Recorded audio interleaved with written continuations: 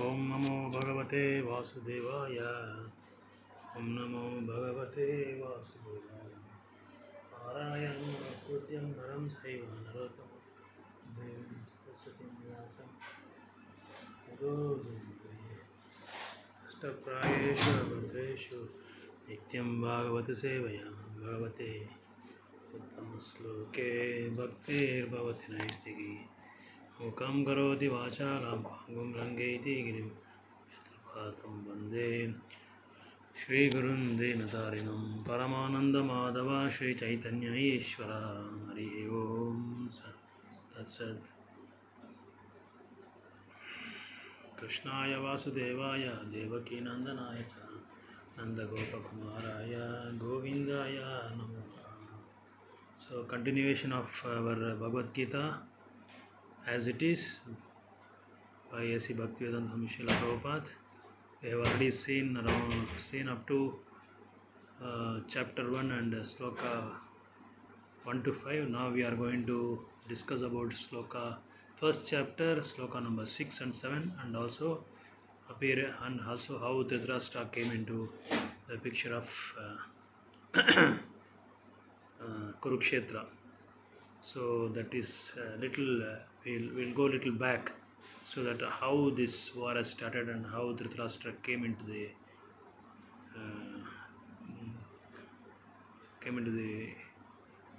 picture of Kurukshetra. So now I will recite the sloka number 6 and 7. Yuddhamanyuscha vikranta uttamajascha viryavan saubhadro draupadeyascha sarva eva maharataha. Yuddhamanyuscha vikranta uttamajascha viryavan saubhadro draupadeyascha sarva eva maharataha. Word by word meaning: Yuddhamanyu, Cha and Vikranta, mighty, Uttamaja, Cha and Viryavan, very powerful, Saubhadra, the son of Subhadra, Draupadeya, the sons of Draupadi, Cha and Sarve, all, Eva, certainly, Maharataha, great chariot fighters. Translation by His Divine Grace Bhaktivedanta Swami Srila Prabhupada ki Jai. There are the mighty Yuddhamanyu, the very powerful Uttamaja, the son of Subhadra and the son of Draupadi.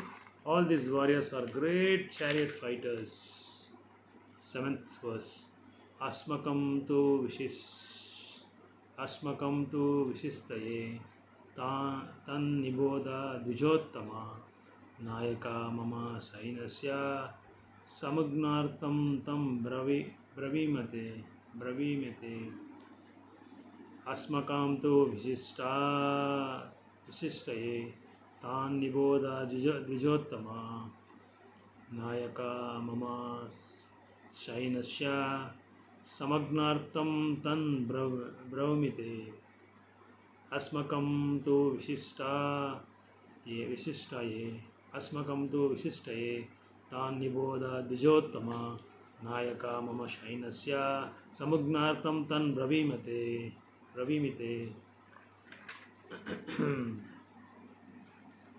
So here Duryodhana is listing out all the great warriors, Maharathas, Artharathas, and about all these great warriors, Duryodhana is listing out the great warriors who have come to this war field of Kurukshetra. And one of them was Saubhadreya. Saubhadro means the son of Subhadra, that is Abhimanyu, and Draupadeya means the son of Draupadi.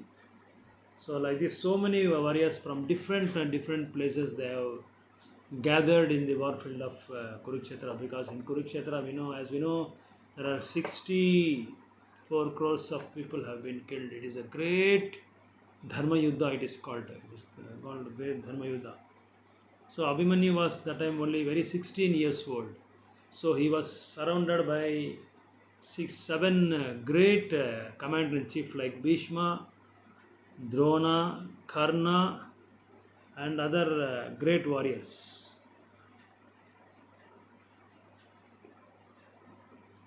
and ultimately Abhimanyu was not able to come out of that Padma Vyuha. They have prepared a plan that Padma Vyuha nobody can come out. So from the Padma Vyuha he was not able to come out. He was fully rounded up by these 7 commanders plan. That is why whenever we wage war against our enemies, or whenever we plan to suppress the enemies, we should always think about the darker side of the enemies, not only the brighter side of ourselves. That is why even Chanakya Niti also you can see Prabhupada always quotes about Chanakya Niti. Chanakya also always recommends whenever you want to go against somebody, you should see the strength of the opposite side. So that should be considered always. Only then you can wage a war. Otherwise, somebody can come and cheat, and they may take off your property, they may take off your business. So like that, we should always see the darker side of the opposition. Not only we should see the our side. That is why Duryodhana is explaining about the strength of the opposite side. The strength of the opposite side was very, very strong, because many warriors like Abhimanyu was a very great charioteer. He was a Maharatha. Maharatha means he can fight alone against 1,000 chariots. So how previously we have the modern modern military system, how we have the gradations, like so common, like the soldiers and the captain, and then after captain, then the next grade is commanders, and then after commanders the commander in chief. Same system we had, that Maharatha, Atirata, like that, the same system we had. Actually that is the system we are also following even now. In modern military system also they are following that. So here Abhimanyu was a very great warrior, but he was only 16 years old. So he was not able to cope up or catch the pace of these 7 commanders, 7 big commanders. So that is why we have to calculate the strength of the enemy. We have to estimate the strength of the enemy. That's what we can learn from this sloka. So upayan chintayat pragno apayancha chintayat. It is said in one sloka, upayan chintayat. Upayan chintayat pragno. Pragno means very, very intelligent. The intelligent person always calculate the weightage or calculate the bravery of the opposite side. Then after analyzing all these things, then he will come into consideration whether we can wage war against them, or we can go for a compromise, or we can see, we can find out a very good constructive peaceful formula. That is, so upayan chintayot pragno apayancha chintayat. So otherwise we'll become chinta, will be put in sufferings. So that is why we should always calculate the strength of the opposite enemy. And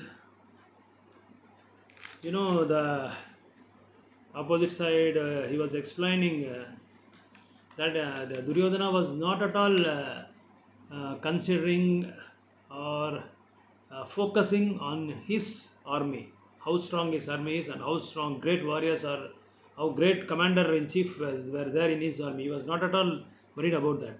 He was very intelligent. Duryodhana was very intelligent. So that is why he was focusing the strength of the other side, the opposite side. After that we can consider our brighter side.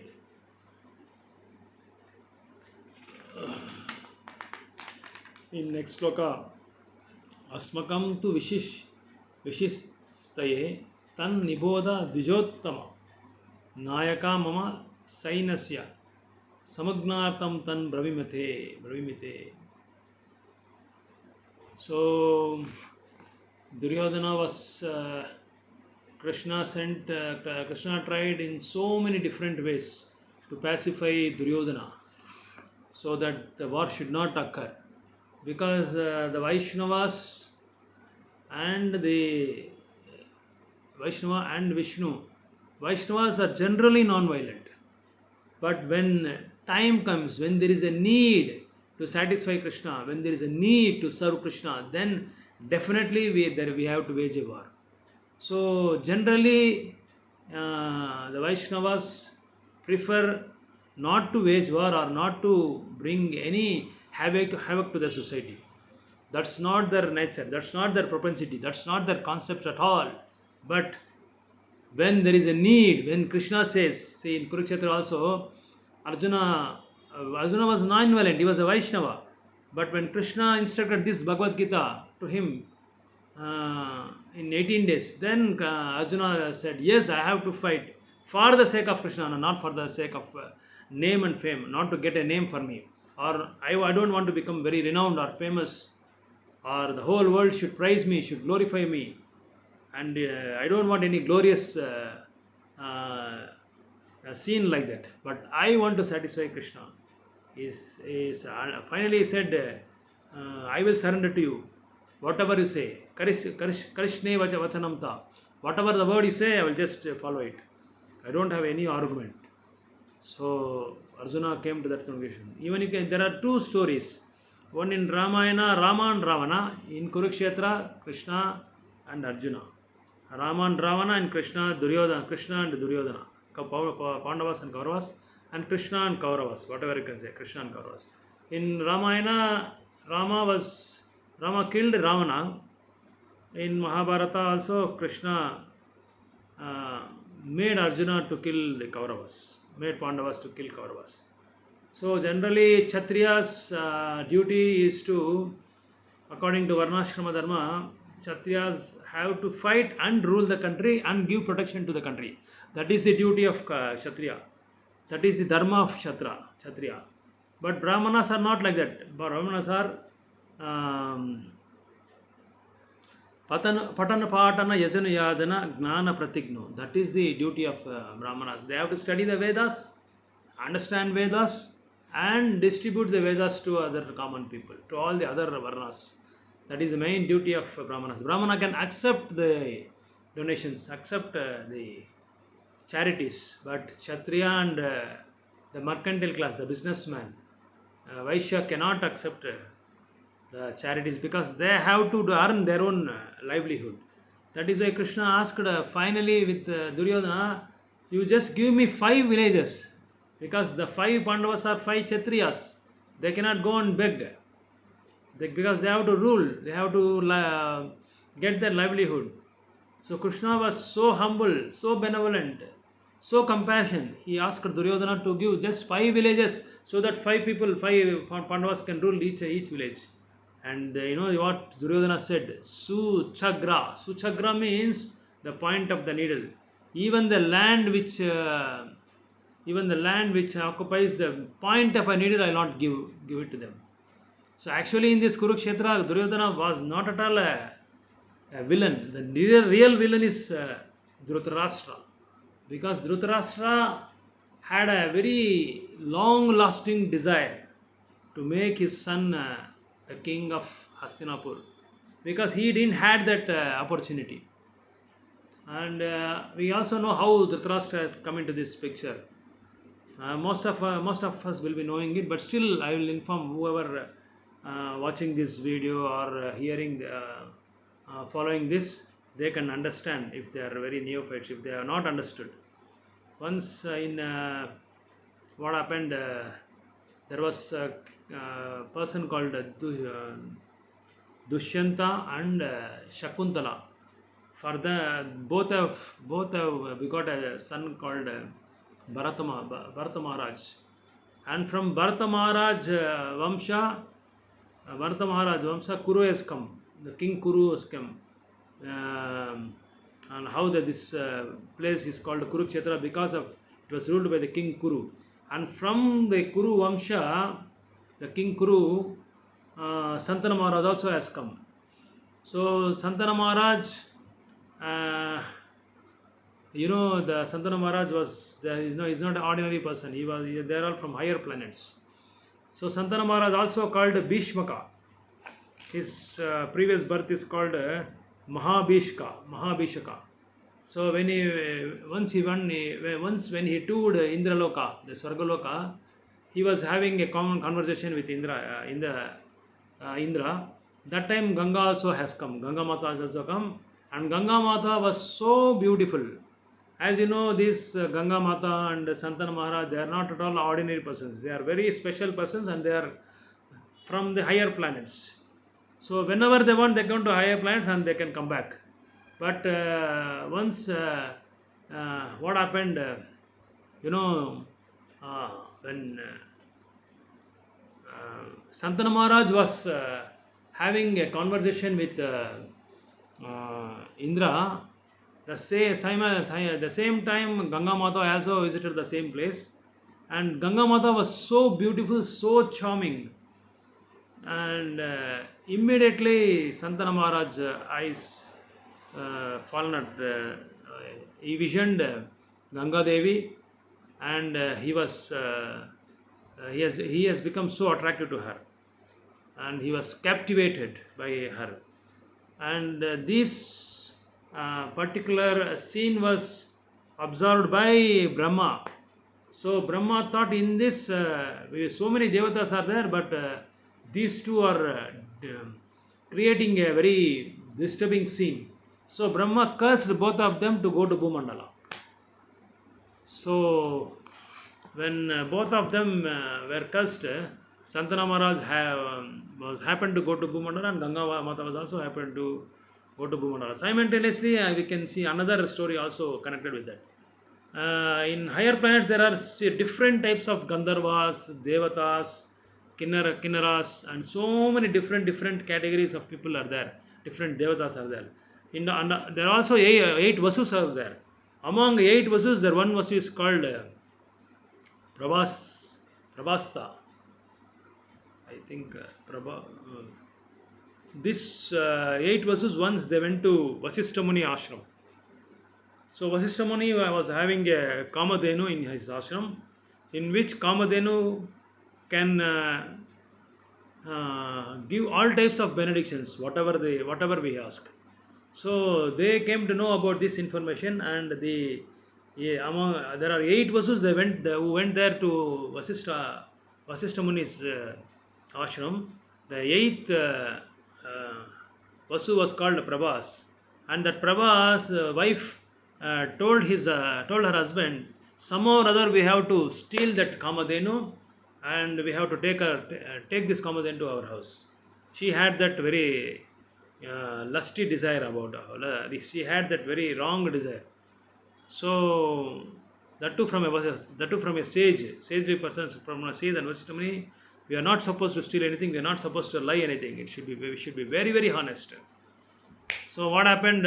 Because of her wife, the 8th Vasu was happened to steal the Kamadhenu, and both of them got curse from Vasishtha Muni that you will face a great punishment, and you will all go to the Bhumandal, to earthly planet. So these 8 Vasus came to know that Ganga Mata was the only shelter. So they went and took the shelter of Ganga Mata, and they requested Ganga Mata to give the shelter. So what happened when Santana Maharaj came to Bhumandal, and Ganga Devi was at the bank of that river, and Santana Maharaj also came to that. Santana Maharaj also came near that bank, and Santana Maharaj saw that Ganga Mata, and Ganga Mata was so beautiful, and after their meeting they got married, all those things. So both of them got married. When both of them got married, before the marriage, Ganga Mata has put on condition. One sharat she put: whatever I do in our family activities, in our family life, you should not question me. In case if you question me, definitely I will leave you, and I will leave this place, and I will leave you also, and I will go off. And for this, Santana Maharaj accepted this. And what happened? They begot 8 children, 7 children, one after another. Ganga Mata threw each and every kid to the river. And Santana Maharaj was so worried, and he was not able to bear this torture. So till seven sons, he was very quiet, and he was not able to question, or he was not able to do any sort of he was not able to express any objection or any opposition to his wife Ganga Mata. Then when Ganga Mata was about to throw the eighth Vasu, then immediately the Santana Maharaj stopped Ganga Mata. Why you are throwing all the sons? It is very difficult to to become a parents. Why you are doing all these things? Why you are throwing all these things? Then Ganga Mata told, now you have questioned me. So then he told that these eight Vasus have requested me to become a mother. That is why I have become. That is why I have done all the. That is why I was forced to do all these things. Now you have questioned me that as according to our agreement or according to our pact, I am going to leave you and going to leave this place. But I am taking this eighth son. He is called Devavrata. So I will take Devavrata, and I'll give him all sorts of training from Parashuram and uh, Bhagirath, and then after that I'll hand over to this son to you. Then she took that eighth son Devavrata, and Devavrata went along with Ganga Mata, and Ganga Mata gave all sorts of military training and political training, spiritual training, all sorts of training she gave through Parashuram and Bhagirath.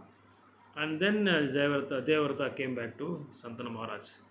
And when Ganga Mata left, he was alone, Santana Maharaj. So Santana Maharaj, again when he was going for hunting, he saw one beautiful lady. Her name is Matsagandha. So there is another story how this who is this Matsagandha? Matsagandha was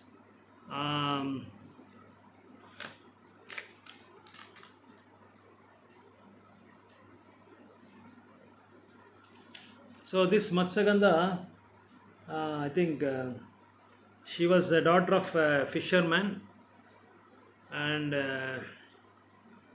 once there was a king called Chedi, and Chedi's son was Vasu. When Vasu was touring in some place, this I think this Vasu, when he was traveling, somehow or other his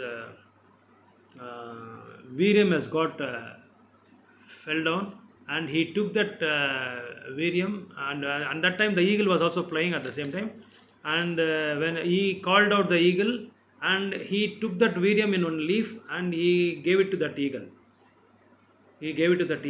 And that eagle, and he instructed that eagle to that eagle, you take this Virium and don't drop it anywhere.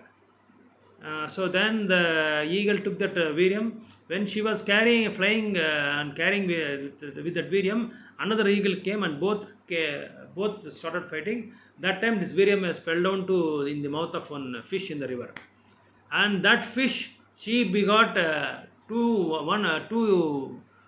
issues. That is one boy issue, and the one another is male and female issue. And the male was very beautiful, and the female was so stinky. She was so smelly that one cannot tolerate that smell. So this fisherman went to that king's palace, and he gave it to these two children to that son, to that king. So king told, this boy is very very beautiful. I'll keep the boy. And as soon as the female came into the kingdom has started stinking like anything. It has got a very bad smell. It has spread so many yojanas. Then the king said, you keep with this girl with you only, I'll keep this boy with me. Then the fisherman took that Matsagandha, and he started bringing up her. So what happened? The duty of Matsagandha is to carry the passengers from one bank to another bank. At that time, when she was waiting at that bank, near that bank, so Parashara Muni came. Parashara Muni is very great sage, and is a very divine person, very mystical yogi, and he came and saw this Matsagandha, and he asked Matsagandha to pass this river from this bank to another bank. So when he got inside the bank, and the Matsagandha was taking Parashara Muni to another side of the bank, and in between the bank, it was so beautiful, and the Parashara Muni immediately told, "See, my dear lady, this is a very good muhurta, very beautiful, auspicious muhurta. So in this muhurta, I want to impregnate you." And Matsagandha told, "In this open field, how you can impregnate me? So many persons, so many, it is so visible." And Parasharamani was so mystic, he said, "No problem for that. I'll see to that nobody can see you." Then he created one dvipa, one island, in between the one side of the bank and the another side of the bank. So in the center, he created a beautiful and marvelous dvipa, so that the dvipa is fully covered with the fact nobody can see it, nobody can vision that. So as soon as those time, there is no need of male and female uniting. So without that, just like that, the mystic persons like Parashara Muni, Parashara Muni and great sages, they can make the female impregnate. So as soon as the Parashara Muni saw the visualized Matsagandha, and she became pregnant, and she begot the child.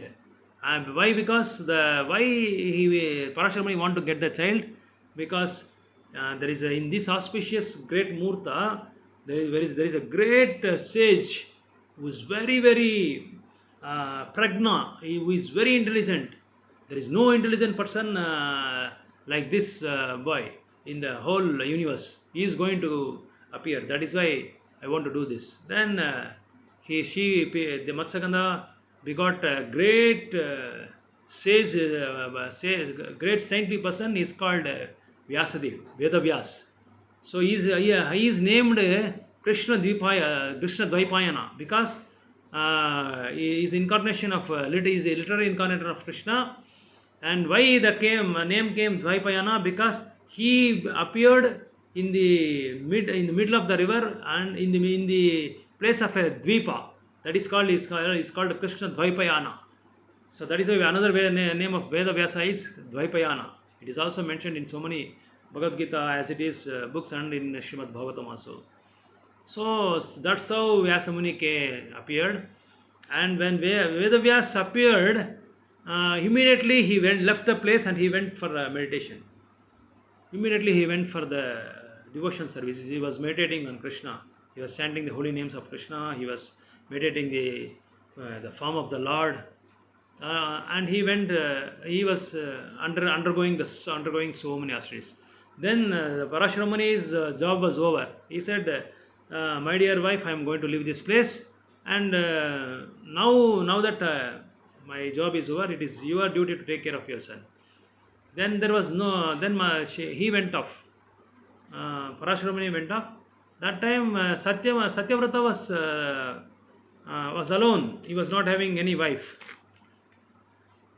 Santana Maharaj, so not Satyavrata, Santana Maharaj. So Santana Maharaj once saw this Matsagandha, and he wanted to marry Matsagandha. The Matsagandha told, "See, you are a king and I am a fisherman's daughter. I cannot marry you. So you have to come and ask my father." So girls and females were that type of a nature. They were never used to give a word or give a place or give a shelter to any young boy or young chap regarding their marriage matter, regarding their marriage matters. So they always have a word, or they always have consultation with their parents.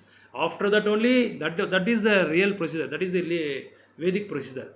If one want to marry the girl, they have to approach their father and mother. If they are agreed and the girl is agreed, then you can marry. That was the procedure at that time. So not like today's modern age. Whenever they want, whomever they want, they can just go dating. They can just do whatever sort of a nonsense they can do, and they make their parents also in a most abominable and horrible way, that they cannot lead their life anymore. So that was the system they were system now we are following, but during those days they were very obedient, they were very sincere. So when this thing was happened, Santana Maharaj went off to his palace and he was very worried. And he went and approached the Matsyaganda's father. Matsyaganda's father said, I am ready to give my daughter to you, but on one condition, on one sharat. After you people get the child, that boy should be coronated to the kingdom. Then said, okay, no problem at all. No, how you can say no problem? Because you have already another son, Devavrata. So he will come and object. Yeah, then Santana Maharaj kept quiet and went off, and he was having a very pale face. Then Devavrata, Devavrata came and asked his father, why, my dear father, why are you so worried? Then, all those stories that Devavrata came and approached Matsyaganda's father, and Matsyagandha father asked quite a lot of clarifications, quite a lot of questions, saying that if you get married, your son will become coronet. Then this Vamsha Parampara, no, there will be no inheritance. But Bhishma said, no, I am not going to marry at all. And also I am not going to become a king. And then he took a great vrata. That vrata is he took that pratigna. That it is a very great pratigna, and it is very, very hard, very tough pratigna. Nobody can observe that pratigna. That is why he is called Bhishma. So after taking that great pratigna, the Bhishma means he has taken very great challenge. So he was able to lead the life as a brahmachari, as a strong and ardent brahmachari throughout his life. That was the pratigna he has taken. So because to satisfy his father, because to please his father, then Bhishma took. After taking this pratigna, Santana Maharaj married Matsyagandha, and for Matsyagandha and Santana Maharaj, they begot two sons, Vichitravira and Vichitravira and Chitraketu. Chitrangada and Vichitravira. Chitrangada died at the very early age, and Vichitravira was also very weak. Always he used to get the diseases. So when these two sons, again they have to get some other Vamsha. They have to prolong with Vamsodharaka. The dynasty should prolong. That is why Bhishma, on those days we cannot marry just like that. You should go for a Swayamvara, and then you should win the Swayamvara. So on the other side, there was one Swayamvara was going for Amba, Ambika and Ambalika, and Bhishma went and kidnapped three of them, Amba, Ambika and Ambalika, to give marriage to Vichitravirya. And then when Amba, Ambika, Ambalika was kidnapped by Bhishma, Amba told to Bhishma, see, why you brought me here? I have already given my heart to another king there, so I cannot marry your Vichitravira, so I have to go back. So he went back and he approached the king who has won that Swayamvara, and that king told, no, I cannot marry you because you are already carried by another person. So in those days, if one person carries or touches another female, that particular person has to marry that girl. So he said, no, I cannot marry you. You can go back to that person himself. So Bhishma became a greatest enemy for Amba. So, and he also got that curse. Because of this, you are going to kill by female only. That Amba cursed her. And all those things, how Amba approached Shiva and Parashuram, and finally she became eunuch. What do you say that in Sanskrit there is a word called for eunuch, Napumsaka. She is called Napumsaka. So, and another two girls, Ambika and Ambalika, were given to Vichitravira, and Vichitravira also he also died. He also died in an early age because of his diseases. So these two were become shelterless. So the Vedic protocol is, in the Vedic system, female should not be alone. Female should not be excluded. They should be under the shelter of father, husband, or son. So that is why all these things taking into consideration, this mother of the wife of Santana Maharaj called his another son Veda Vyas. So immediately Veda Vyas was always doing austerities. He was in the Samudra, he was in the ocean, he was taking the bath and doing so many austerities. He was doing all this different types of austerities. And when he was immediately called by his mother, he went and approached, and his mother told, "See, these three have become shelterless, so you must marry them." Then immediately, when Vedavyas was she was very ugly looking, because all the water was there. He didn't wiped anything, and the water was pouring like this, and he had a long beard, like you can see how the saintly persons were there. And immediately he sat there.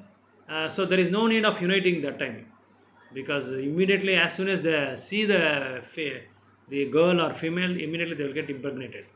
So as soon as he saw Amba, and Amba was sent to his room, Amba, as soon as he saw the Vyasadev, Amba was not able to see at all. He was in a so ugly condition. So he just closed her eyes, and when Vyasadev immediately opened her eyes and visualized Amba, Amba got impregnated. So that time Amba was closing her eyes. That is why she got a blind son, that is Dhritarashtra. When Ambika also went, Ambika was very fearful that time. She was in anxiety. So in that anxiety, Vedavyas visualized Ambika. So Ambika also got impregnated. So in that anxiety condition, she gave a birth to a child, that is Panduraj. That is why Panduraj was also always in anxiety, and he also died at early age. He died at early age, and Vedavyas again was called by mother. See, because of your condition, Amba was not able to give a good son. So again I am sending Amba. So Amba said, "No, I will not go there. So I'm not at all ready. I'm not happy with that person." And she refused. She was reluctant. So she sent her maid servant Amba. She sent her maid servant. Her maid, that is maid servant, went there. She was very devoted, and she was a nice devotee. As soon as Vedavas saw her, immediately Vedavas visualized that maid servant, and from that maid servant a great devotee has appeared. That is called Vidura. So like that, Dhritarashtra, Panduraj, and Vidura was appeared. So that was the thing. Then what happened? When these three came into the picture. Then Dhritarashtra somehow or other, because the word another meaning of Dhritarashtra was Dhru means ghee, Rashtra means the ghee will remain always there. See, if we are happen to see that if ghee has fallen on our cloth or garment, that ghee will always remain on that cloth, unless or otherwise it is if you do some process to that, to get rid of that. So he wants to remain as a king, just because Dhritarashtra was blind. Vidura told, because Vidura is a very great Vedic Pandit, Vedic scholar. He told in that courtyard that Dhritarashtra cannot become a king because a blind man cannot rule the kingdom. So as soon as they saw, they took Pandraj and make Pandraj to sit on the throne. And Pandraj was not able to survive for a long time, because he had a curse from a Muni, that he disrespected the Muni, and Muni cursed him because that Muni was having a relationship with his wife. That time Pandaraj did some offense to him. So that Muni cursed him that whenever you have a relationship with your wives, you will leave the body. So that was the curse. So when Pandaraj took all his two wives, Kunti and Kundi and Madhuri, and when they went to the forest, and Kunti was very powerful lady and very pure devotee. She was able to invite all the devatas. So from Yamadharmaraj he got he, uh, he invited Yamadharmaraj. From Yamadharmaraj he gave the birth to the Yudhishthira Maharaj, and from Indra he gave to Arjuna, and from other devatas he gave birth to Bhishma, Nakula and Sahadeva. Nakula and Sahadeva I think it is from Ashwini Kumaras, and Bhima from I think also from other devatas. So like this Pandavas appeared, and then Dhritarashtra desperately wants to make his son Duryodhana to rule the kingdom. So that's how the war started, because Dhritarashtra actually the real villain is Dhritarashtra here, but simply Duryodhana followed his father's villain wish. So that's how we are going to end this session. Thank you very much. All glories to my Guru Maharaj and other Vaishnavas in Gauranga. Hare Krishna, Krishna Krishna, Hare Hare, Hare Rama, Rama Rama. So by conclusion, I can say that from even 5,000 years before also, there were so many what can I say, moha and krodha was there, because this Dhritarashtra was exemplary or example for moha and some other anarthas, and Duryodhana was the example for krodha. So that is why we should be very very careful to get rid of anarthas. To get rid of anarthas, it's highly impossible in this age of Kali, unless or otherwise. Please make this point, bear in mind, unless or otherwise, if you start chanting the holy names of the Lord, Hare Krishna, Krishna Krishna, Hare Hare, Hare Rama, Rama Rama, Hare. So this is the Yuga Dharma. Even if you don't go to the temple, even if you do any sort of austerities or tirtha yatras, whatever sort of devotion services you do, if you just start chanting the place where you are, at least minimum 2 hours every day, then it becomes a dham, it becomes a holy place, it becomes a divine place. So I humbly request all the people of the whole world, or at least the people of India, and the persons who are related to me, I really beg you, I really request you to please chant the holy names of the Lord. It is not that we are just devotees of Krishna, that is why we are telling only to chant the holy name of the Lord, because this is a Yuga Dharma. It is personally enunciated by Chaitanya Mahaprabhu, who is none other than Krishna. He is the incarnation of Krishna in this Kali Yuga. He came 500 years before in Navadvip. You can also check with the Puranas and the Srimad Bhagavatam or Bhagavad Gita as it is, translated by His Divine Grace Bhaktivedanta Swami Srila Prabhupada. Please do read Srila Prabhupada books. Prabhupada is not at all an ordinary person. He is Shakti Avesha Avatar. So please do read these books. At least once in a lifetime, if you read this, then you will understand what the real position is. What is our constitutional position is. Our constitutional position is Jivera Sarupahai Nityare Krishna Das. We should be always servant of. Hare Krishna, Krishna Krishna, Hare Hare, Hare Rama, Rama Rama, Hare Hare. So with this I will end this session, and it will be continued in a couple of days regarding the 8th and the 9th sloka. Hare Krishna. If any comments, you can pass. If there is any objections, I will try to make myself accommodate, or I will just modify. And if there is any questions also, you can put in your chat box. Hare Krishna.